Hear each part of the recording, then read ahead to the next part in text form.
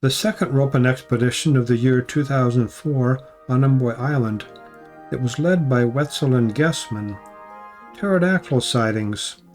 Christian explorers with a biblical perspective.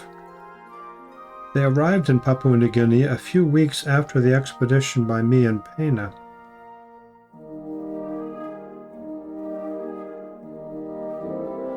The second expedition made use of interview forms and many sketches of bats, birds, and various pterosaurs. Guessman and Woetzel interviewed the native pastor Jacob Kapas. Jacob was 12 years old when he saw the Seklobali overhead. Papua New Guinea has many hundreds of native villages. It also has many hundreds of local languages, also called village languages, hundreds of them. At least some of those languages have a word for a large flying creature that glows at night. Seklobali, Kundua, Wawanar, Duis, Endava, Kor, Ropen, etc. This nocturnal flying creature, the Ropen, is rarely seen in daylight, with a few exceptions.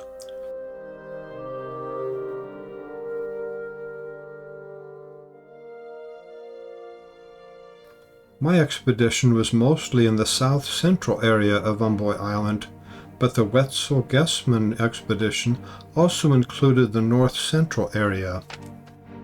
People have traveled to Papua New Guinea from 1993 to 2009 in search of pterodactyls or eyewitnesses, and those were in 11 expeditions during those 16 years.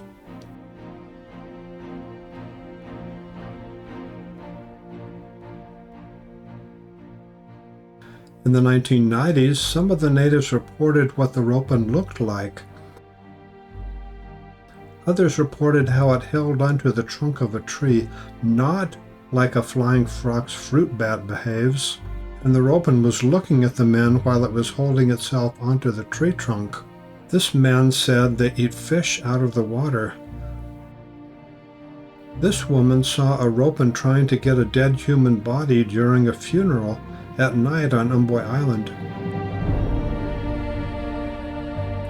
Those interviews were in the 1990s, native testimonies about the Ropen.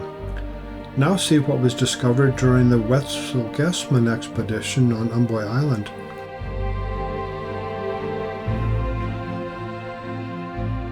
This is the central area of Papua New Guinea.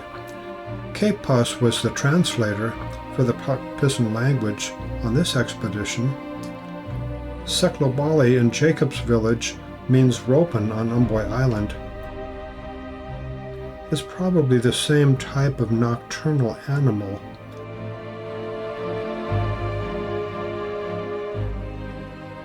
These three took a small private plane to Umboi.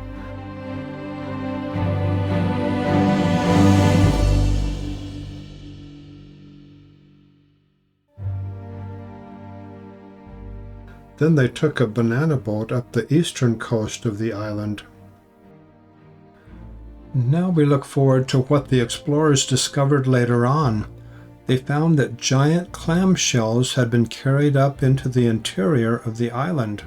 In Jacob's village, when he was a boy, the word they used, Seklobali, comes from the phrase, "he carries his bed."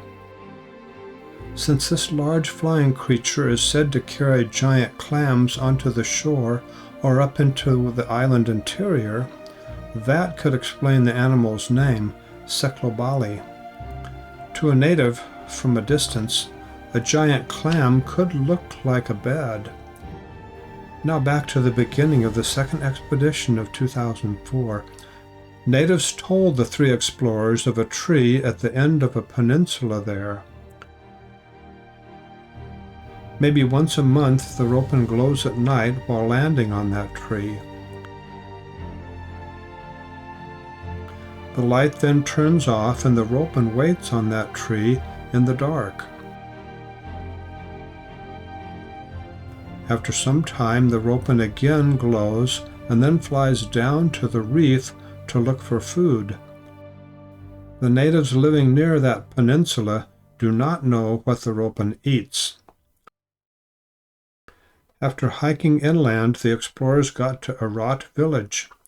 Some men from that village then led the three explorers to the crater lake Bono. Gibson, the native school teacher in Arat village, said that the Ropen glows for only about 5 to 6 seconds. This corresponds with what I learned in the first expedition of 2004, a few weeks earlier. In the second expedition of 2004, no Ropen was seen at Lake Bono.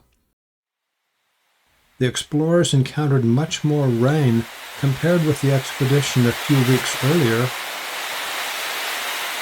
They had to hike on muddy trails in the mountains.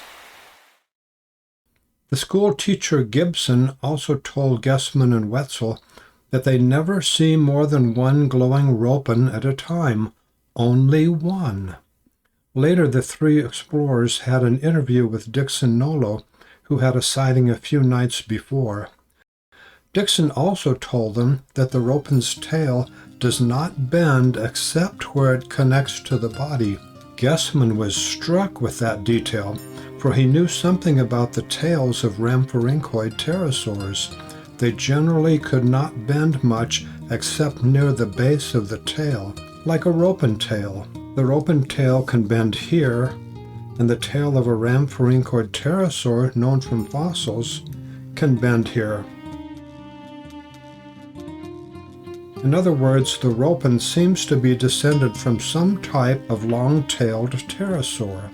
On October 28th at 10 p.m., Woetzel was near Arat village, watching the sky. A large glowing object flew near the horizon. The yellow thing was unlike a meteor. It did not leave a meteor trail. It descended toward Mount Tolo. It was, quote, almost golden and shimmering around the edges, unquote. Woetzel had no time to record with video. The sighting lasted only 2 seconds. The explorers interviewed many native eyewitnesses. At least 2 accounts were recorded in detail on interview forms. This is the first page for Jonah Jim's interview. His sighting was in July of 2001. He chose silhouette number 13 from among dozens of flying creatures. This is for the Sortus pilosus, a rhamphorhynchoid pterosaur.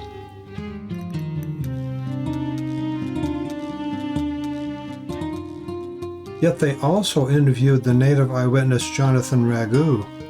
He also chose number 13, Sortus pilosus. This is documented in my scientific paper, Reports of Living Pterosaurs in the Southwest Pacific. My paper was published in a peer-reviewed journal of science.